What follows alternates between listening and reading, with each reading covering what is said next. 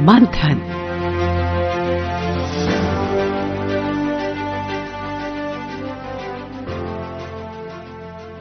ये आकाशवाणी है। प्रस्तुत है कार्यक्रम मंथन। इसके अंतर्गत सुनिए भारत भूटान के द्विपक्षीय संबंधों पर चर्चा। इसमें भाग ले रहे हैं अंतर्राष्ट्रीय मामलों के विशेषज्ञ प्रोफेसर संजय कुमार भारद्वाज और आकाशवाणी संवाददाता आदित्य शुक्ला। प्रधानमंत्री नरेंद्र मोदी इस समय 2 दिन की भूटान यात्रा पर हैं और उनकी यात्रा के प्रमुख पहलुओं पर विस्तार से बात करने के लिए हमारे साथ जुड़ रहे हैं विदेश मामलों के जानकार प्रोफेसर संजय कुमार भारद्वाज जी। संजय जी, आपका स्वागत है आकाशवाणी समाचार में। नमस्कार। सबसे पहले हम यही आपसे जानना चाहेंगे कि भारत और भूटान के जो संबंध हैं वो ऐतिहासिक और बहुत मजबूत जाने जाते हैं। बहुत संक्षेप में अगर आप बता सकें इन देशों के ऐतिहासिक संबंधों के बारे में। देखिए, भारत और भूटान के अगर हम संबंध देखते हैं तो हमारे जो रिलेशंस हैं दोनों के सिविलाइजेशनल रिलेशंस हैं और भारत का और भूटान का एक तरीके से जो सभ्यता का और कल्चरल जो जुड़ाव है वो बहुत स्ट्रांग है, यूनिक है। वो किसी और देश के साथ में इस तरीके के जुड़ाव नहीं है, चाहे वो भाषा के संदर्भ में हो, चाहे वो संस्कृति के संदर्भ में हो, चाहे वो धर्म के संदर्भ में हो। वहां पर जो द्रुक्का कल्चर है या आप ये कहिए कि जो बुद्धिस्ट का महायान जो स्ट्रीम है, निश्चित रूप से उसकी रूट्स अगर हम देखते हैं तो वो भारत में देखने को मिलती है। भारत के लिए भूटान जियो स्ट्रेटेजिकली और जियो इकोनॉमिकली एक महत्वपूर्ण कंट्री है। भारत ने और भूटान ने 1949 में एक पीस एंड फ्रेंडशिप ट्रीटी किया और उस पीस एंड फ्रेंडशिप ट्रीटी के माध्यम से हम बहुत ही सकारात्मक रूप से दोनों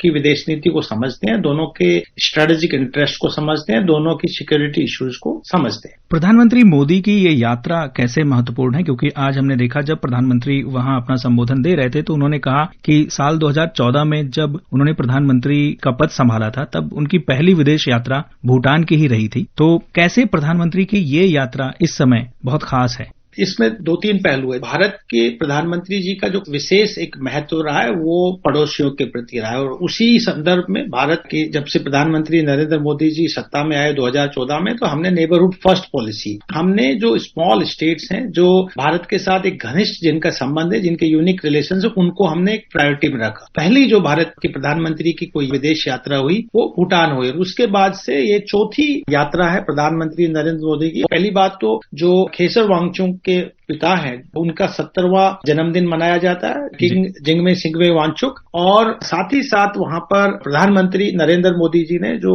पिपरा रेलिक्स है जो लॉर्ड बुद्धा की मेमोरीज को समर्पित किया है और प्रधानमंत्री नरेंद्र मोदी जी वहां पर जो ग्लोबल पीस फेस्टिवल हो रहा है उसमें भी प्रधानमंत्री पार्टिसिपेट कर रहे हैं। ये बुद्धा की लैंड है, बुद्धा को वहां पे बहुत ही सम्मान से मनाया जाता है। ऐसी स्थिति में जब प्रधानमंत्री नरेंद्र मोदी जी वहां गए, जब भारत एक तरीके के वायलेंट टेररिस्ट हीनियस क्राइम को फेस कर रहा है, तो एक मैसेज दुनिया को जा रहा है कि भारत एक नॉन वायलेंस और पीस को आगे बढ़ाने वाला देश है। और इसीलिए उसी सम्मान में हमने वहां पर किंग जिंगमे सिंगवे वांगचुक उनके बर्थडे में पार्टिसिपेट किया और ग्लोबल पीस फेस्टिवल में भागीदारी की। उसी कड़ी में प्रधानमंत्री नरेंद्र मोदी वहां पे इस बात का आह्वान किया कि हम दुनिया में पीस चाहते हैं, हम किसी भी तरीके के आतंकवाद के खिलाफ लड़ना चाहते हैं। जो उनके डेवलपमेंटल प्लान है 2024 से 2029, उसमें भारत ने 10,000 करोड़ का डेवलपमेंटल एड दिया है इस प्लान के लिए, ताकि भूटान का जो इकोनॉमी है वो सस्टेनेबल इकोनॉमिक डेवलपमेंट होता रहे। दूसरा जो पक्ष आता है वहां का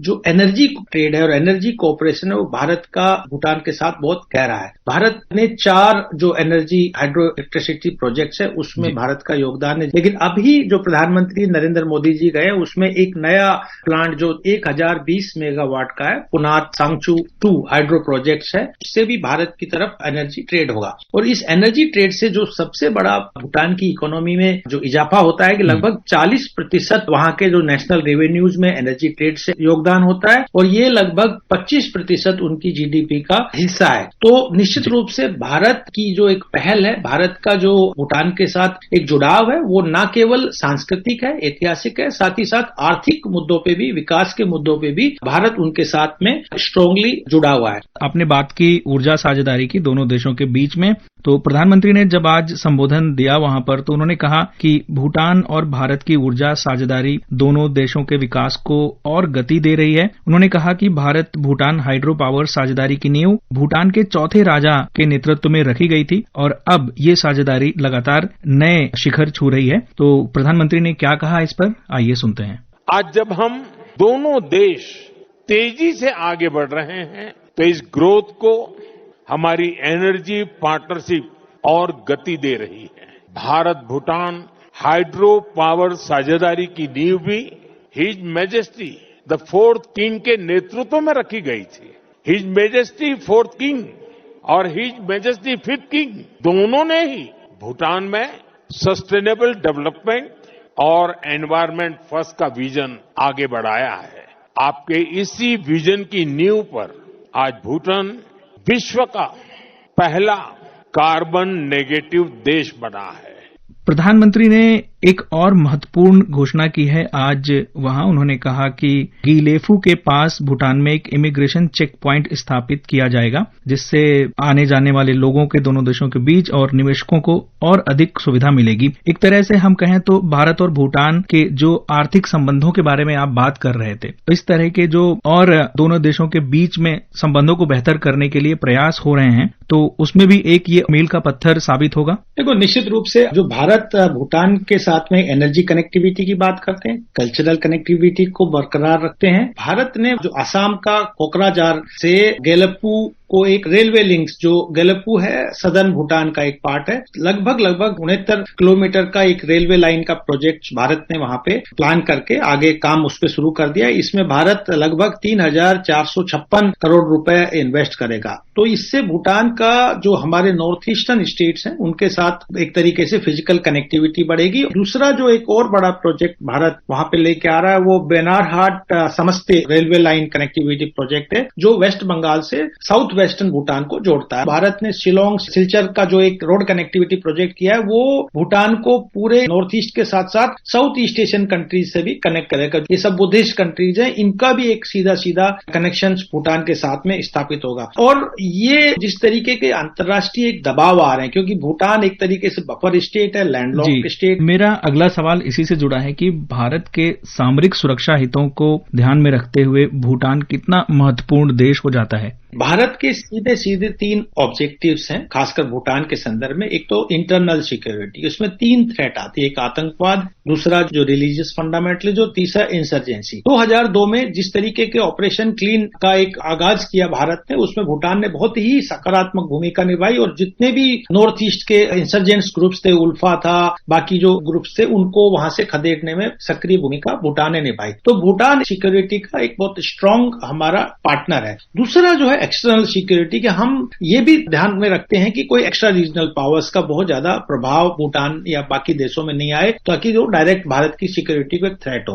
भारत का जो ऑब्जेक्टिव है कि इकोनॉमिक डेवलपमेंट, ये नहीं कि हम अपना ही डेवलपमेंट करें। जो प्रधानमंत्री नरेंद्र मोदी जी का विजन है कि सबका साथ सबका विकास, इसका जो दायरा है वो पूरे पड़ोसी देश है, कि हमारा भी विकास होगा और पड़ोसी देशों का विकास होगा। तो हम ऐसे प्रोजेक्ट्स को लेके आएंगे जिससे कि पड़ोसी देशों का, भूटान का, नेपाल का, इन सब देशों का भी विकास हो। तो हम आर्थिक विकास की तरफ भी, डेवलपमेंटल टाइप और पार्टनरशिप की तरफ भी बढ़ रहे हैं। और तीसरा जो है, हम चाहते हैं कि पॉलिटिकल स्टेबिलिटी भी पड़ोसी देशों में रहे। हम डेमोक्रेसी को प्रमोट करते हैं और सबसे बड़ी बात, जिनमें खेसर वांगचुक है जो अभी राजा हैं भूटान के, उन्होंने 2008 में अपने आप ही डेमोक्रेटाइजेशन प्रोसेस वहां शुरू हो गया। तो एकमात्र ये उदाहरण है कि मोनार्की ने अपने आप इनिशिएटिव लेके वहां पे डेमोक्रेटिक इंस्टीट्यूशंस को मजबूत करना शुरू किया और जनता की आवाज को वहां पे तवज्जो देना शुरू किया। इन्हीं वजह से भारत और भूटान के स्ट्रेटेजिक इंटरेस्ट कॉमन है और यही है कि एक्स्ट्रा रीजनल पावर्स के इन्फ्लुएंस को दूर रखता है। बिल्कुल, प्रधानमंत्री मोदी ने आज कहा कि भारत और भूटान केवल सीमाओं से नहीं जुड़े हैं, बल्कि वे संस्कृतियों से भी सदियों से जुड़े रहे हैं। दोनों देशों का रिश्ता मूल्यों, भावनाओं, शांति और प्रगति का है। प्रोफेसर संजय भारद्वाज जी, आपने हमें इन दोनों देशों के रिश्तों के बारे में इतनी विस्तार से जानकारी दी। आकाशवाणी से जुड़ने के लिए बहुत धन्यवाद। नमस्कार। प्रधानमंत्री नरेंद्र मोदी की भूटान यात्रा को कवर कर रही प्रसार भारती की विशेष संवाददाता श्वेता सिंह ने भूटान में भारत के राजदूत संदीप आर्य से बातचीत की और दोनों देशों के संबंधों और प्रधानमंत्री की यात्रा के बारे में उनसे जाना। आइए सुनते हैं इस बातचीत के प्रमुख अंश।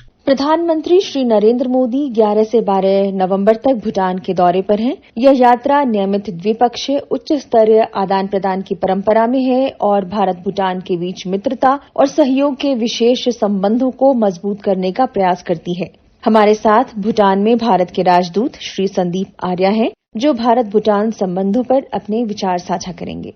सर, आकाशवाणी में आपका स्वागत है। सर, भारत के प्रधानमंत्री ने भूटान के चौथे राजा जिग्मे सिंगवे वांगचुक की 17वीं जयंती को समर्पित समारोह में भाग लिया है। प्रधानमंत्री की यात्रा थिम्पू में चल रहे वैश्विक शांति प्रार्थना महोत्सव में भारत से भगवान बुद्ध के पवित्र पिपरहवा अवशेषों की प्रदर्शनी के साथ मेल खाती है। हमारे श्रोताओं के साथ भारत और भूटान के बीच साझा सांस्कृतिक विरासत और दोनों पड़ोसियों के बीच संबंधों पर अपने विचार साझा करेंगे। भूटान भारत का सबसे नजदीकी दोस्त है। हमारे रिश्ते बहुत प्रगाढ़ हैं। भूटान ने जब पहली बार डिप्लोमेटिक रिलेशंस किसी देश के साथ स्थापित किए थे तो भारत पहला देश था 1968 में। तब से कुल मिला के पिछले 50, 55, 57 वर्षों में रिश्ते समय के साथ साथ गहरे हुए हैं। इसके कई बिंदु हैं।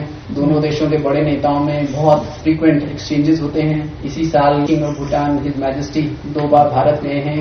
उनके प्रधानमंत्री 2 बार भारत आए हैं। एक्टिविटी इंटेंसिटी ऑफ एक्सचेंज एक बहुत बड़ा महत्वपूर्ण मुद्दा है, जिसके कारण समय समय पे दोनों देशों के नेताओं को आपस में बातचीत करके रिश्तों के अलग अलग पहलुओं के बीच में बातचीत का मौका मिलता है। उनको आगे बढ़ाने के बारे में एक दूसरे की राय स्थापित होती है और उनके जो फैसले लिए जाते हैं फिर उसको इम्प्लीमेंट करके अलग अलग एरियाज में रिलेशंस आगे बढ़ते हैं। चाहे ट्रेड या व्यापार हो, चाहे इकोनॉमिक कॉपरेशन हो, चाहे हाइड्रो पावर प्रोजेक्ट्स हो और अदर एनर्जी प्रोजेक्ट्स हो, पीपल टू पीपल कोऑपरेशन हो, एजुकेशन है, एग्रीकल्चर है और कल्चरल सिविलाइजेशन। इस समय भूटान में ये बहुत विशेष अवसर है। लोग बोलते हैं पहली बार अपने इतिहास में ग्लोबल पीस ट्रेड फेस्टिवल का आयोजन कर रहे हैं, जिसमें बहुत विदेश से भी आए हुए हैं, यहाँ के भी लोग हैं और ग्लोबल पीस के लिए प्रार्थनाएं किए जा रहे हैं, रिचुअल्स किए जा रहे हैं। तो वो फेस्टिवल चल रहा है अभी। भूटान के चौथे राजा थे, उनका जन्मदिन मनाया जा रहा है। चौथे राजा हैं, उनका बहुत महत्वपूर्ण योगदान रहा है भारत और भूटान के रिश्तों में। उन्होंने 34 साल तक तकरीबन 1972 से 2006 तक लोगों के यहाँ के राजा थे।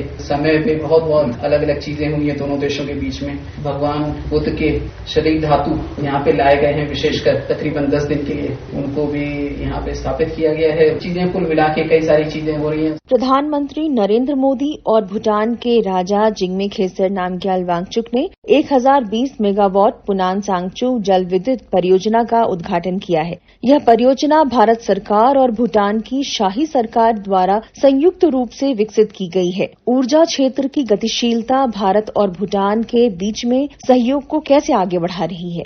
पावर एक बहुत इम्पोर्टेंट रिसोर्स है भूटान के नजरिए से। एनर्जी का वो एक्सपोर्ट करते हैं। पिछले साल तकरीबन 1900 करोड़ रुपए की बिजली उन्होंने भारत ने उनसे खरीदी थी। तो हाइड्रो पावर पोटेंशियल को डेवलप करने के लिए स्किल्स, टेक्नोलॉजी भी चाहिए, उसके लिए फाइनेंसेस भी चाहिए। तो उस नजरिए से बहुत अच्छी चीज है कि भारत और भूटान साथ आए हैं। दोनों ने मिलकर अभी तक तकरीबन 3200 मेगावाट क्षमता के पावर प्लांट्स, ये 5वां पावर प्लांट है। तो भूटान के लिए अच्छा है क्योंकि उनका जो हाइड्रो पावर पोटेंशियल है उसको यूटिलाइज किया जा रहा है। भारत के नजरिए से हमको बिजली मिलेगी जो भारत आयात करते हैं उनकी तरफ से। विशेषकर गर्मियों के महीनों में जब भारत में बिजली की थोड़ी कमी होती है उस समय यहाँ पे सरप्लस पावर होती है। तो एक तरह से भूटान के लिए अच्छा है, भारत के लिए अच्छा है। दोनों देशों को एक तरह से सिनर्जी या कॉम्प्लीमेंटैरिटी बोल सकते हैं कि सरप्लस पावर और पावर डेफिसिट नीड्स एक दूसरे की पूरी होती हैं। जब भूटान सर्दियों के महीने में यहाँ पे हाइड्रो पावर प्रोडक्शन कम होता है तो वो लोग भारत से बिजली भी आयात करते हैं। तो एनर्जी एक बहुत महत्वपूर्ण एरिया है जिसमें कि काइंड ऑफ हमारे इंटरेस्ट मिलते हैं और उनको आगे बढ़ाने की दिशा में बहुत महत्वपूर्ण कार्यक्रम रहेगा। आप कनेक्टिविटी का जिक्र कर रहे थे। कनेक्टिविटी के कई सारे पहलू हैं हम लोगों के, जैसे 80% ट्रेड आयात निर्यात भूटान का भारत को जाता है और बाकी जो तीसरे देशों को भी जाता है वो भी भारत के थ्रू जाता है। तो उस तरह से हम लोग बॉर्डर, लैंड बॉर्डर में ट्रेड को स्ट्रीमलाइन करने के लिए, लोगों के आने जाने को स्ट्रीमलाइन करने की दिशा में भी कई सारे प्रोजेक्ट हो रहे हैं। सर, आकाशवाणी के साथ अपने विचार साझा करने के लिए धन्यवाद। श्वेता सिंह, आकाशवाणी समाचार के लिए, थिम्पू। अभी आप सुन रहे थे भारत भूटान के द्विपक्षीय संबंधों पर चर्चा। इसमें भाग ले रहे थे अंतर्राष्ट्रीय मामलों के विशेषज्ञ प्रोफेसर संजय कुमार भारद्वाज और आकाशवाणी संवाददाता आदित्य शुक्ला। ये कार्यक्रम आकाशवाणी के समाचार सेवा प्रभाग द्वारा प्रस्तुत किया गया। इसे आप हमारे mobile app news on AIR और YouTube channel news on AIR official पर भी सुन सकते हैं।